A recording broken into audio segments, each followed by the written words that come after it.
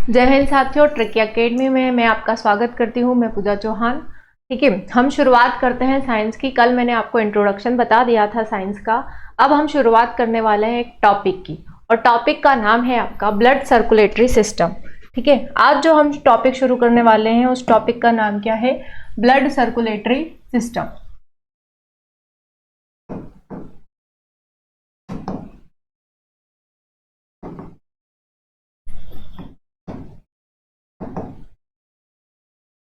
रक्त परिसंचरण तंत्र।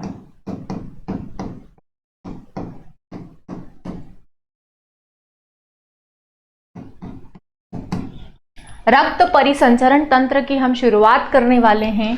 और रक्त परिसंचरण जो होता है, इसकी सबसे पहले जो खोज की थी वो किसके द्वारा की गई थी? तो रक्त परिसंचरण तंत्र की खोज की गई थी विलियम हार्वे के द्वारा। किसके द्वारा? विलियम हार्वे के द्वारा।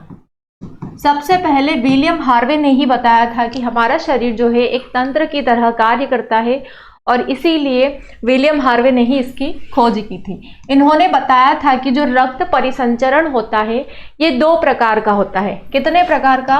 तो ये दो प्रकार का होता है। एक होता है खुला परिसंचरण तंत्र, खुला रक्त परिसंचरण तंत्र।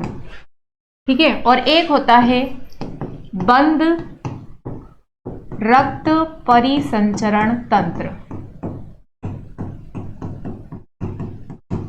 खुला परिसंचरण तंत्र को इंग्लिश में कहा जाता है open circulatory system, open blood circulatory system.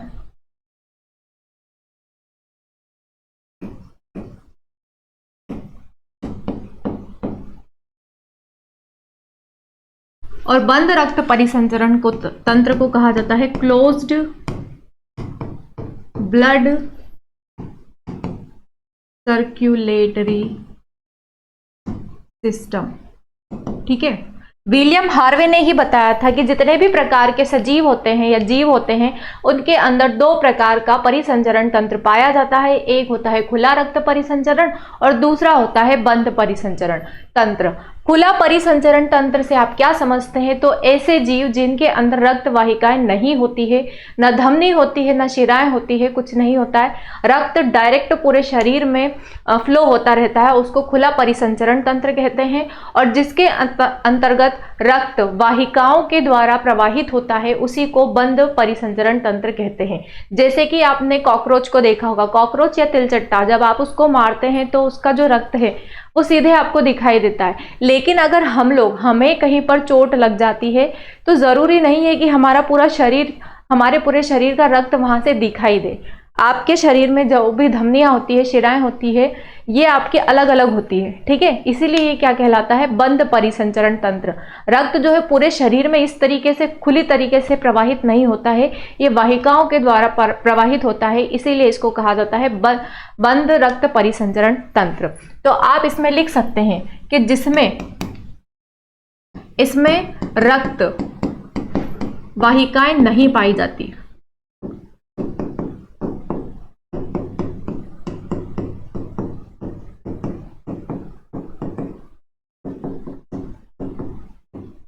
और इसमें रक्त वाहिकाएं पाई जाती है।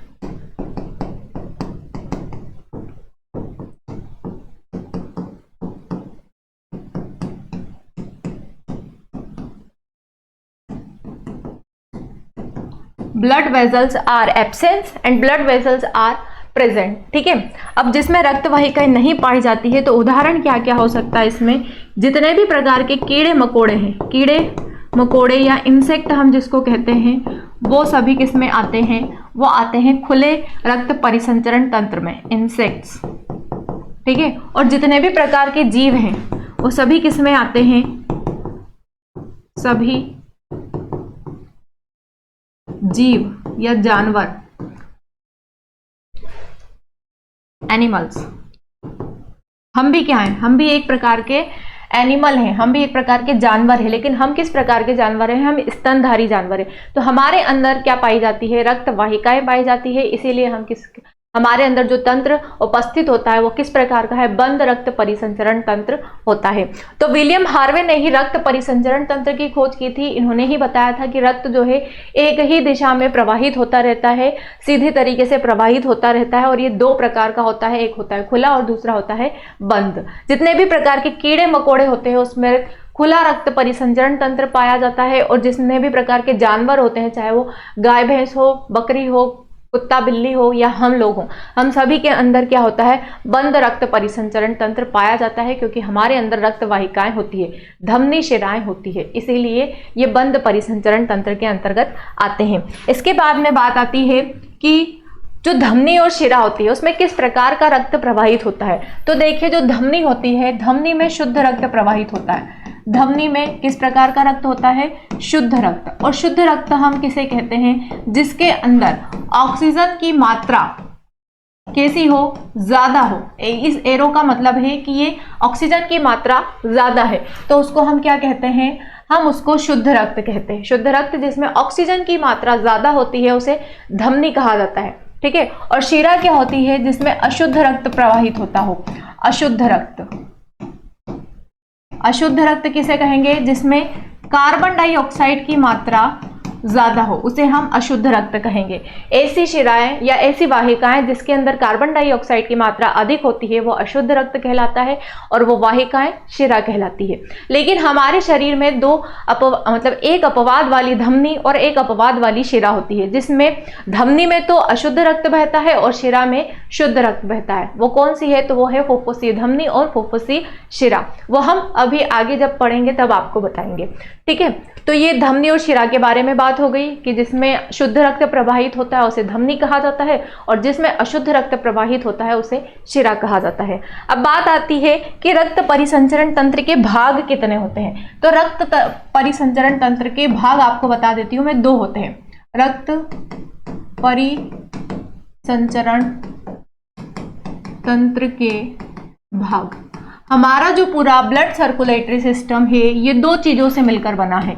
एक तो है आपका पूरा रक्त, ठीक है, और दूसरा जो है वो है आपका हृदय। क्योंकि जो रक्त है उसको सभी अंगों में शुद्ध तरीके से पहुंचाने का जो कार्य होता है वो कौन करता है, तो वो आपका हृदय करता है। रक्त हमारे शरीर में पाया जाता है, लेकिन वो भी अलग अलग प्रकार से पाया जाता है, द्रव के रूप में और कणों के रूप में। इसीलिए इस द्रव के रूप में और कणों के रूप वाले रक्त को पूरे शरीर में प्रवाहित करने का जो कार्य होता है वो कौन करता है, तो वो आपका हृदय करता है। क्योंकि हृदय का कार्य क्या है, रक्त को पंप करना। जैसे कि चैम्बर्स में इकट्ठा जब हो जाता है ब्लड, तो उसको ऐसे झटके से पंप करके सारे अंगों में प्रवाहित करने का जो कार्य है वो कौन करता है, तो वो हृदय करता है। और हृदय में ही एक महाधमनी पाई जाती है जिसका नाम है अयोटा, वो उसको सारे अंगों में भेज देती है। तो देखिए, रक्त के दो भाग, रक्त परिसंचरण तंत्र के दो भाग होते हैं। एक तो है आपका रक्त और दूसरा है आपका हृदय। अब रक्त जो होता है, रक्त यानी कि ब्लड जो होता है, इसके भी अलग अलग भाग होते हैं। इसके भी अलग अलग भाग होते हैं। कौन कौन से भाग होते हैं, तो इसके दो भाग होते हैं। हमारा जो रक्त है ये दो रूप में पाया जाता है। एक होता है द्रव के रूप में और दूसरा जो होता है कणों के रूप में।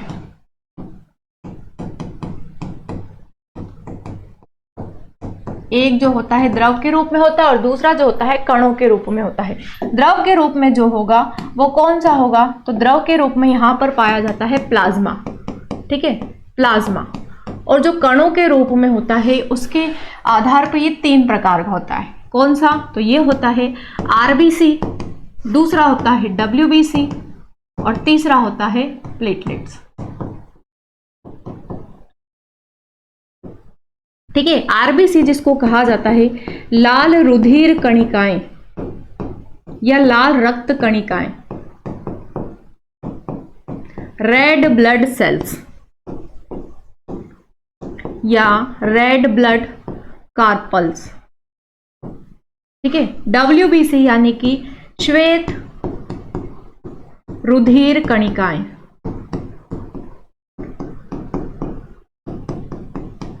यानी कि वाइट ब्लड कार्पल्स,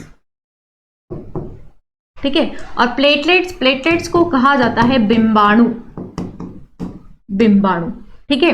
अब आपसे पूछा जाता है कि रक्त जो हमारे शरीर में 100% होता है, उसमें द्रवों के रूप में कितने प्रतिशत होता है और कणों के रूप में कितने प्रतिशत होता है। तो प्लाज्मा जो होता है, जो कि द्रव के अवस्था में पाया जाता है, ये हमारे शरीर में पाया जाता है 55%, और कणों के रूप में जो रक्त पाया जाता है वो पाया जाता है 45%, और जो कि आरबीसी, डब्ल्यूबीसी और प्लेटलेट्स के रूपों में होता है। ठीक है, तो ये रक्त परिसंचरण तंत्र के भाग होते हैं, दो भाग हैं, एक है रक्त, दूसरा है हृदय। इसमें दोनों ही भाग मुख्य होते हैं, क्योंकि बिना इनके कुछ भी नहीं हो सकता हमारे शरीर में। तो रक्त जो होता है आगे चलकर फिर से दो रूपों में विभक्त हो जाता है, एक होता है द्रव के रूप में और दूसरा होता है कणों के रूप में। द्रव के रूप में जो पाया जाता है वो है प्लाज्मा, और कणों के रूप में जो पाया जाता है वो है आरबीसी, डब्ल्यूबीसी और प्लेटलेट्स। अब हम पढ़ने वाले हैं प्लाज्मा के बारे में। ठीक है, तो प्लाज्मा आप हेडिंग डाल लीजिए कि प्लाज्मा होता क्या है। प्लाज्मा जो है फर्स्ट जो है द्रव के रूप में प्लाज्मा है।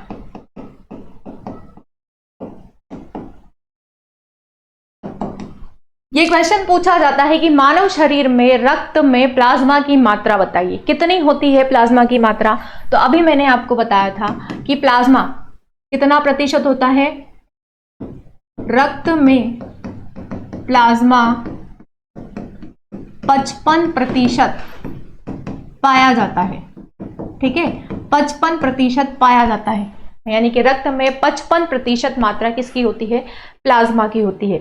इसके अंतर्गत भी जो 90% होता है वो क्या पाया जाता है, जल पाया जाता है। किन किन चीजों से मिलकर बना होता है, इसका रंग कलर कैसा होता है, यह एक रंगहीन पदार्थ होता है, यह प्रोटीन होता है। क्या होता है, एक प्रोटीन होता है। यह एक रंगहीन, इसका कोई कलर नहीं होता है। ठीक है, यह एक रंगहीन प्रोटीन होता है, प्रोटीन के रूप में होता है ये, इसीलिए इसको कहा जाता है रंगहीन प्रोटीन होता है ये। इसमें बहुत सारे प्रोटीन इंक्लूड रहते हैं। मेनली जो प्रोटीन इंक्लूड रहते हैं इसमें वो कौन से हैं, तो वो है ग्लोबुलिन और फाइब्रिनोजन। ये दो मुख्य प्रोटीन हैं जो इसमें पाए जाते हैं मुख्य रूप से। ठीक है, तो यह एक रंगहीन प्रोटीन होता है। इसके बाद में ये कार्य क्या करता है, तो यह विभिन्न हार्मोनों का पीएच मान बनाए रखता है, या ऐसा बोल सकते हैं कि यह पीएच मान को नियंत्रित करता है। यह पीएच मान को नियंत्रित करता है। हमारे शरीर में जितने भी ग्रंथियां हैं, जितने भी अंग हैं, उनसे जो भी पदार्थ निकलते हैं, स्त्रावित होते हैं, उनके पीएच मान को नियंत्रित करने का काम कौन करता है, यह प्लाज्मा ही करता है। तो इसमें लिख दिया है मैंने कि यह पीएच मान को नियंत्रित करता है। ठीक है, क्या पाया जाता है, किन से मिलकर बना होता है प्लाज्मा। तो प्लाज्मा जो है ये दो तीन चीजों से मिलकर बना होता है। ठीक है, एक तो होता है इसमें जल, एक होता है इसमें प्रोटीन, और कुछ अन्य पदार्थ भी होते हैं इसमें। ठीक है, जल अगर पूछा जाता है कि प्लाज्मा में जल का प्रतिशत बताइए, तो लगभग 90% जो होता है इसमें जल पाया जाता है। उसके बाद में 7 से 8% इसमें प्रोटीन पाए जाते हैं। बाकी 1 से 2% जो होते हैं इसमें अन्य पदार्थ में क्या आ जाएंगे, तो इसमें मिनरल्स आ जाएंगे, है ना। क्या आ जाएंगे, मिनरल्स, यानी कि खनिज लवण आ जाएंगे इसमें। और जो मुख्य प्रोटीन होते हैं वो कौन कौन से होते हैं इसमें होता है ग्लोबुलिन, फाइब्रिनोजन,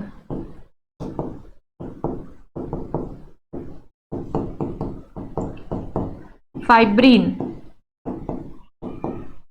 ये प्रोटीन इसमें मुख्य रूप से पाए जाते हैं। और 90% जो होता है इसमें जल पाया जाता है। तो ये देखिए मैंने आपको बता दिया है कि रक्त में 55% प्लाज्मा पाया जाता है। इसमें यह एक रंगहीन पदार्थ होता है। कार्य क्या करता है यह, तो यह पीएच मान को निर्धारित करने का कार्य करता है। किन से मिलकर बना होता है, तो ये जल, प्रोटीन और अन्य पदार्थों से मिलकर बना होता है। इसमें मुख्य जो होता है जल होता है। 90% प्लाज्मा में जल की मात्रा पाई जाती है। प्रोटीन जो होते हैं 7 से 8% होते हैं, और अन्य पदार्थ जो होते हैं इसमें 1 से 2% पाए जाते हैं।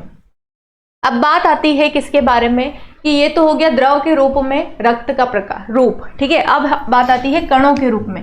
कणों के रूप में जो रक्त पाया जाता है वो किस तरीके से होता है।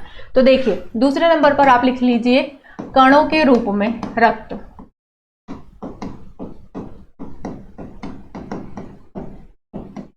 कणों के रूप में जो रक्त होता है ये 3 प्रकार का होता है, ठीक है। कितने प्रकार का होता है? 3 प्रकार का। उसमें भी जो पहला होता है, पहला क्या है आपका? आरबीसी। ए नंबर पर लिख लीजिए आप आरबीसी, जिसको कहा जाता है रेड ब्लड सेल्स या कार्पल्स, ठीक है। लाल रुधिर कणिकाएं,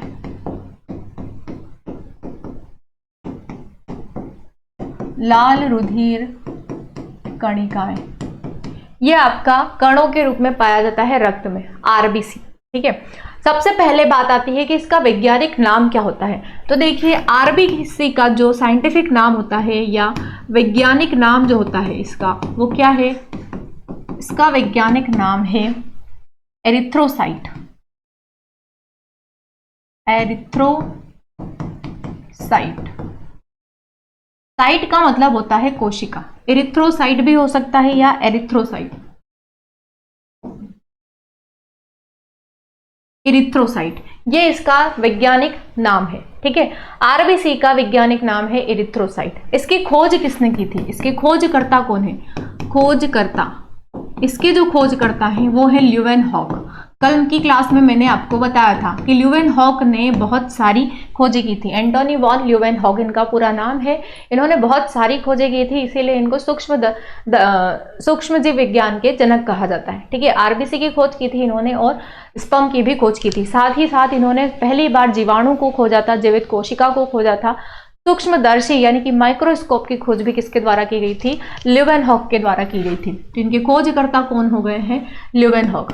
अब बात आती है कि इसका ये हमारे शरीर में कितने प्रतिशत पाई जाती है। तो शरीर में इसकी मात्रा, शरीर में मात्रा आरबीसी की मात्रा कितनी होती है? तो कितनी होती है? 4.5 से लेकर 5.5 मिलियन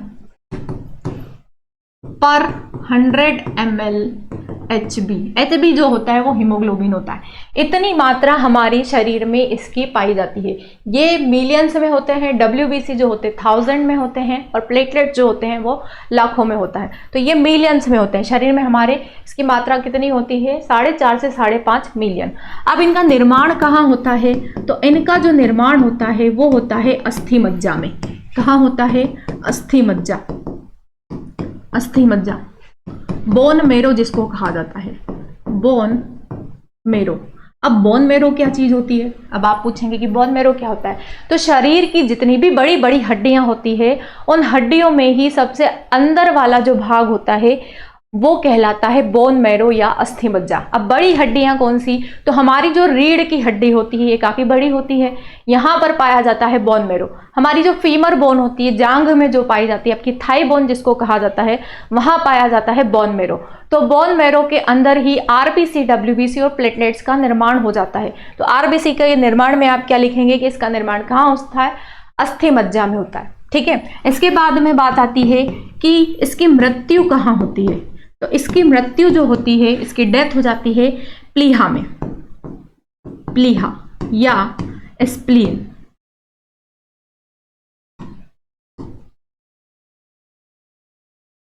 प्लीहा या स्प्लीन, ठीक है। अगर प्लीहा या स्प्लीन आपको ऑप्शन में नहीं मिले तो आप ऑप्शन में क्या लगा सकते हैं? आप यकृत भी लगा सकते हैं, ठीक है। अगर ऑप्शन में नहीं मिलता है आपको स्प्लीन या प्लीहा तो आप किसको लगा सकते हैं? यकृत को भी लगा सकते हैं। तो मृत्यु हो गई कहाँ पर? प्लीहा या स्प्लीन में। इसके साथ में इसका संग्रहण जो होता है वो भी कहाँ होता है? प्लीहा में ही होता है। इसका संग्रहण, संग्रहण कहाँ होता है? वो भी प्लीहा में ही होता है। इसीलिए प्लीहा को क्या कहा जाता है? प्लीहा या स्प्लीन। इसीलिए प्लीहा या स्प्लीन को कहा जाता है blood bank of RBC, blood bank,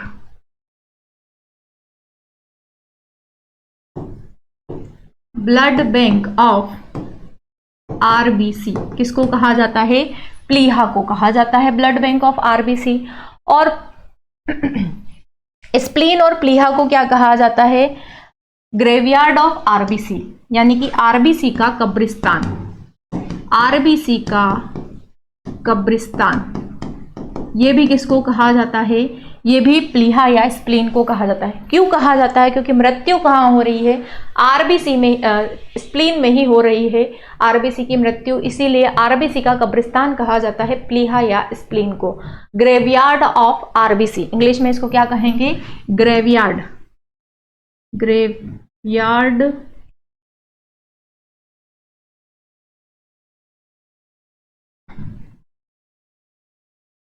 graveyard of RBC या आरबीसी का कब्रिस्तान किसको कहा जाता है? प्लीहा को ही कहा जाता है। संग्रहण भी प्लीहा में हो रहा है, इसलिए ब्लड बैंक ऑफ आरबीसी कहा जाता है। ठीक है, तो हमने बात कर ली है आरबीसी के बारे में कि इसका वैज्ञानिक नाम क्या है? एरिथ्रोसाइट है। इसकी खोज किसने की है? ल्यूवेनहॉक ने इसकी खोज की है। शरीर में इसकी मात्रा कितनी होती है? 4.5 से 5.5 मिलियन पर 100 ml HB होता है। और साथ ही इसका निर्माण कहाँ होता है? अस्थि मज्जा में होता है। मृत्यु कहाँ होती है? इसकी प्लीहा में होती है। इसका संग्रहण कहाँ होता है? तो वो भी प्लीहा में होता है। अब बात आती है कि इसका जीवन काल कितना होता है। ये क्वेश्चन बहुत पूछा जाता है कि आरबीसी का जीवन काल कितना होता है? आरबीसी का जीवन काल, तो देखिए ये ऑप्शन पर डिपेंड करता है। वैसे अगर जनरली देखा जाता है तो 80 से 120 दिन जो होता है वो आरबीसी का जीवन काल होता है। ठीक है, 80 से 120 दिन, कहीं कहीं पर आपको 20 से 120 दिन भी मिल जाएगा। 20 से 120 दिन, क्योंकि ऑप्शन में क्या आते हैं? 100 से 120 दिन, 80 से 100 दिन, 100 या 110 से 120 दिन, इस तरीके से ऑप्शन आता है। तो वो ऑप्शन पर डिपेंड करेगा कि आपको ऑप्शन में क्या दे रखा है। इसीलिए जनरली हम क्या लिख देते हैं कि 80 से 120 दिन इसका जीवन काल होता है, या फिर 20 से 120 दिन जीवन काल इसका होता है। इसके बाद में बात आती है कि आरबीसी जो है क्या इसमें केंद्रक पाया जाता है? थोड़ा सा ऊपर बढ़ा लेते हैं हम इसको।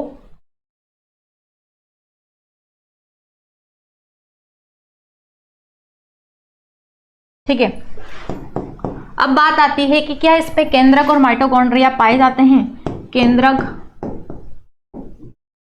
व माइटोकॉन्ड्रिया, क्या इसमें केंद्रक और माइटोकॉन्ड्रिया पाए जाते हैं? तो इसमें केंद्रक और माइटोकॉन्ड्रिया नहीं पाए जाते।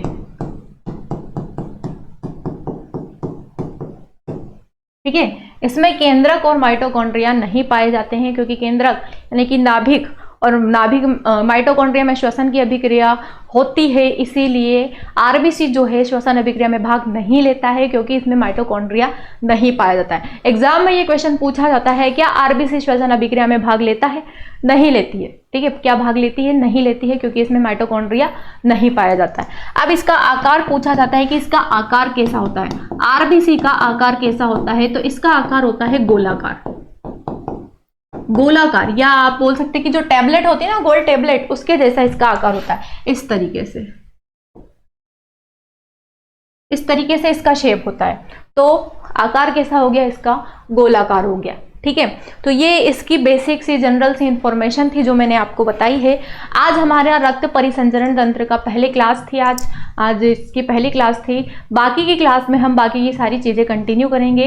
हो सकता है 2 से 3 दिन में आपका पूरा ब्लड सर्कुलेटरी सिस्टम कंप्लीट हो जाएगा। क्लासेस कंटिन्यू इसी तरीके से चलती रहेगी। आपको टॉपिक वाइज सारा सिलेबस मिलता रहेगा, और इसीलिए आप जुड़े रहें ट्रिकी एकेडमी के साथ। नेक्स्ट क्लास के लिए फिर मिलते हैं हम। जय हिंद साथियों, धन्यवाद।